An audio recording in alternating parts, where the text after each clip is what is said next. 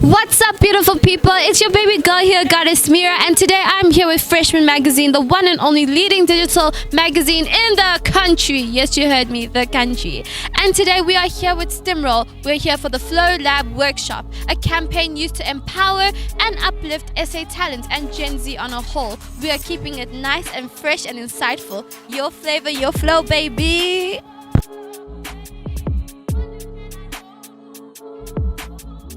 What's up, freshman family? It's your baby girl here, Goddess Mira, and today I am here with award-winning artist. Make some noise, make some noise, make some noise. D Koala. What's up? I'm good, man. How you doing? Please don't start.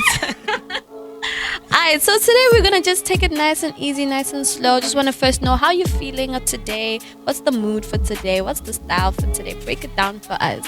The mood I'm feeling in though is a bit kind of like excited and like I was so excited to do, this is my second panel, so I did one in Cape Town, so I was excited to do one in Joburg because I've never sat in that situation and shared information about myself and answered questions and hear like views from upcoming artists, you know.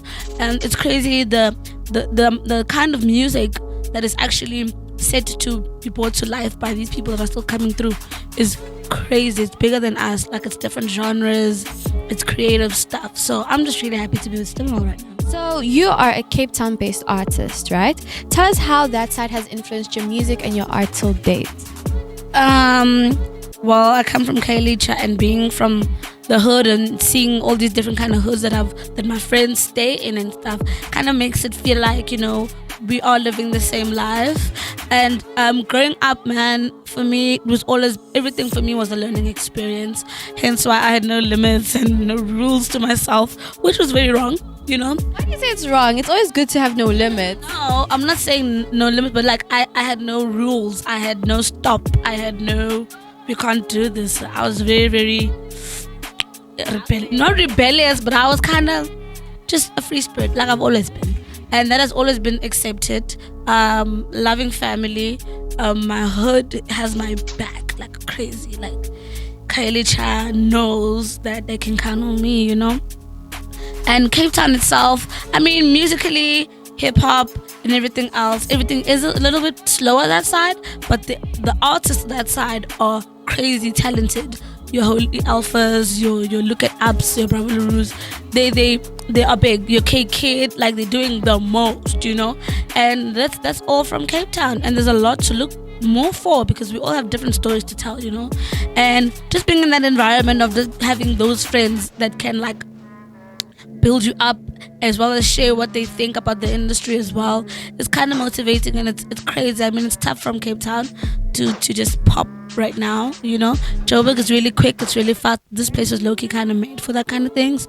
Everything is here, but Cape Town is also starting to create those platforms for their very own. So going back on the Cape Town family, so hearing everything you're saying, you guys as musicians are all a family, I guess. Everyone's with each other. In a way, like, we see each other, we work with each other, we get excited for each other. That's amazing. The support seems really strong there in Cape Town. So now, what is the difference between the Cape Town industry and the Joburg industry? You already spoke about the fast pace of the Joburg life. What do you see the similarities and the differences with the two cities? It's just faster things. Joburg moves faster. Some people even feel like they need to move this side to make it happen quicker, you know. For me, Cape Town is where I find my peace. Joburg, I found it very hard to locate my peace. I think for anyone, it just has been that thing, man, where it's faster in Josie, it's slower in Cape Town. But what is kind of changing is there's culture in Cape Town as well. Not that there's no culture in Joburg, but we take culture from Cape Town and we bring it here, and we collaborate with Joburg artists just to make this whole thing sound whole, you know. Joburg has its own elements. CPT has what they have to offer as well. So we kind of work with each other. So the thing that helps put this together and creates no line in between is the fact of that we are willing to all collaborate. I mean, I've worked with Blackie, Kid has worked with, you know, a lot of people. I've worked with Maclera. So we're just trying to mix and make it more often for also Joburg people to go, to CPT, and kind of look for people there. I mean, we're all just really talented, and I just think we can change the mind of the industry in terms of where it's faster, where that shouldn't exist anymore. So I'm glad young creatives are, not all of them are rapping. Some of them are even creating the places and the platforms for artists in Cape Town to be able to work and record and do things and have knowledge of brands and all those things. I really love that. That gives us more of an insight of the importance of traveling and collaboration. How's that benefited you as a brand from where you were maybe, let's say, 5 years ago to where you are now? I mean, you mentioned making music with McLaren, and I must say that is a banger. Let me come a bit closer. So yeah, let's go into that, like the power of collaboration. Sometimes it can be the same story in different views. Guan is, I always say McLaren, if I was a bro, I would be like him. In a way, I think that's why. No, because we have this brother and sisterly relationship, and it was easy for us to bond. Didn't take some time. Nothing was forced. We get each other, collaborating with him didn't take too long. Understanding each other's minds didn't take too long. We just have the energy that just we pass to each other in a very chilled way. It's not forced. I love the bro. He's like my brother. But in terms of why we do what we do, in terms of collaborating with each other and everybody else, is because we're just also trying to bring in different aspects and different views of life, from another artist's point of view that comes from, example, KZN, and I'm coming from KLH. I have my views. The concept, though, is what brings the story together. So if ever I'm rapping about stimorol, that other person going to tell me about how bubblegum, in their life. But that story can influence or can relate to a kid that's watching or a kid that's listening, or even adults that know that story from their generation. So collaboration is really vital, not only musically but brand wise. So for right now, what's collaborating between me and Stimorol is my brand as a business as well. So koala Pty Ltd is collaborating with Stimorol, and they're working together with koala as an artist. Watching your workshops, you really are inspiring in terms of making yourself a business, and how that was a big leap for you, and you collaborating with all of these other brands. I want to just know your advice in this whole entertainment industry of why it is important to understand the business aspect of brands and business aspects of music. See, with this industry, the crazy thing is you do have to school yourself. Don't think just because you came out of school, you finished school, there's no more school. There's still more schooling in this industry. It's not just rapping bars and performing.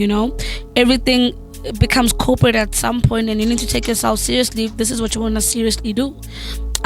Research helps a lot. If you take long, for example, I know people that have an attention disorder, that they can't spend a lot of time reading. There's documentaries if you're more of a visual person.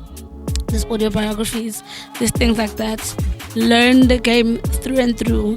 Not saying that so that no one can just finesse you, but learn the game through and through so you can ask the right questions and answer the right questions. So, excuse me. So for me, I try and school myself here and there, not for the whole. I won't sit for the whole day and just wrecking my brain. I do what I can here and there. I learn what I want to learn. Everything that I don't even know, I ask questions about it, guys. You need to ask questions so that you can know things that you don't even think you should know. So in terms of that, for me, the business part of your brand is really, really, really important. You need to study that, because anything can happen. This is how you're going to get your bread and butter. This is how you're going to, you're not just only going to be the performer side of things. You're going to be a business, and these brands are going to pull up to you, and you must know how to handle business. You must be on time for things. You must be able to articulate yourself when doing interviews. Those things are very important. That's the things that go viral. So you must learn what to say, what to not say, how to posture yourself, how to, but through and through, be yourself. But as a business, represent yourself very, very well so that more businesses want to work with you. And just before we go into your stimorol journey, I must say that you have evolved over time. And watching, again, going back to the masterclass, you guys should have been there. You spoke about growth and discipline. Let's speak about how that has now helped you further yourself now in this new journey going on with stimorol. Everything in the industry is very exciting. once you start. But once you work with once I started even working with Stimorol, the panels for me and just sitting there and answering questions and also listening to what people think of the industry and what they're expecting and getting like knowledge as well from people like Slicker about the industry. It's a really great, amazing platform that Stimorol created, because I mean, I don't know of a place where we were allowed to speak and not just rap, like we were not just called to come and perform and go home. We're actually here to actually learn, and we need more workshops like this. We need more spaces like this. So I feel like Stimorol, in terms of growth with me, I've got to learn things, I've got to hear things, I've got to understand what happens in the mind of the audience that we just rap to or that we just drop videos for. It's so good to actually answer the questions that they have, because as artists we also barely have a platform like that to pick the brains of the people who listen to our music. So my journey with Stimorol, in terms of just as being as an artist or even just as a brand, I just learn every time I'm here. I love that for you, girl. So let's speak now on your journey. When did you start and how did they approach you? In terms of Stimorol, Everything Stimorol. no. How did they approach me? Oh no, I think it was just email vibes, just a bit of like the norm. Just a bit of like the norm. It was an email, and we got packages at some point. It just had to like, because I think there was new flavors and there was new thingies like this, right? So it was kind of the promo that they were doing at the time. And I think from then on, the relationship just kind of made sense because of how I represent the brand and how the brand just suits me as well. So before we round up, I just want to know, what is your favorite Stimorol bubblegum? My favorite Stimorol bubblegum has to be peppermint, because it's just fresh, I like fresh things. I like everything raw like that. So yeah, it's kind of... And we love it. Just let's give a shout out. Shout out to koala. Thank you for being here. Shout out to Stimorol and shout out to Freshman Mag.